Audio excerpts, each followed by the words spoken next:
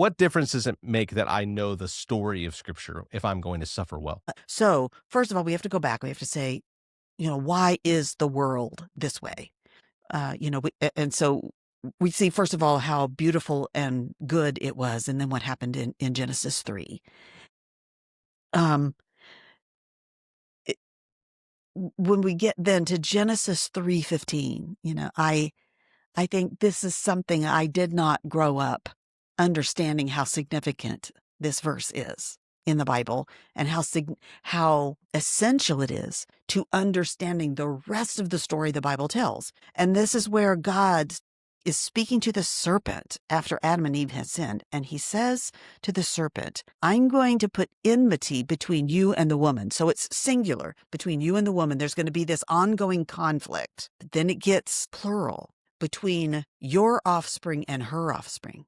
This is interesting. The serpent's going to have offspring and the woman's going to have offspring. They're going to have conflict. And then it gets singular again. He will crush your head and you will bruise his heel. And so right here, we find out, first of all, as a grieving person, as someone who suffers, if you ask me, why do you think you've had 2 children who were born with a fatal disorder? I would say at its most basic is because of the curse that entered into this world and has infiltrated everything in all of creation, even my genetic code, so that my genes don't work right.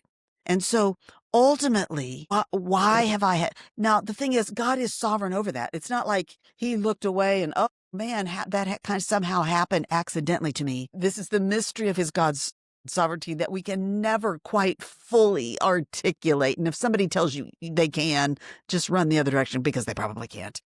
But God is sovereign over evil. He's sovereign over a world in which we're living in the time and when the curse is still having its way in the world. And so all of us, when we suffer, we have the question, why? So biblical theology helps us with this question. Here's why. Because of the impact of sin that has infiltrated all creation.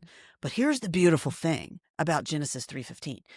Right there, we're not only getting the answer as to why this happened, but we immediately are told what God's going to do about it. And that we're immediately offered hope that this is not the way this world is going to be forever. Mm-hmm. Because no, there is going to be an offspring of the woman. And one day he's going to crush the head of that serpent and put an end to his evil. One day on the cross, he's going to take upon his head that curse. According to Galatians 3:13, that on the cross, he became a curse for us so that we might inherit the blessing of Abraham. So he's going to become a curse for us. But the story doesn't end there. This is where we need the whole of the Bible story that works its way from creation there through all of Old Testament history into the life, death, and resurrection of Jesus Christ, into his ascension, where he now sits on the throne and he rules over all. But he's ruling over all until when? Think of Romans 16. Very soon, God is going to crush the head of that ancient serpent, right? Underneath your feet. But it hasn't happened yet. Right now, what does Peter tell us? That Satan is like a lion seeking to devour. So he still has... Yep. He's on a leash. God has control over his evil, but he is still active. And so we're longing for the day that all that Jesus accomplished on the cross, when his heel was bruised, there's where his heel was bruised.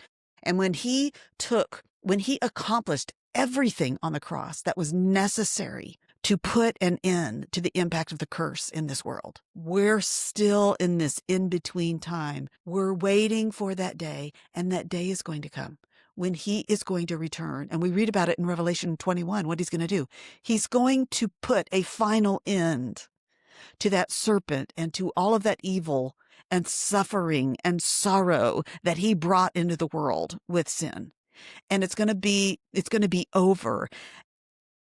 And yet that won't be the end of the story, because then we get to Revelation 22:3, and we read these words, and there will no longer be any curse. This is what biblical theology is. It's tracing a biblical reality or theme from the very beginning all the way to the end. And it's not just doing theology just for the fun of it or the mind of it, or just the discipline of it, because I mean, this story makes a difference to me.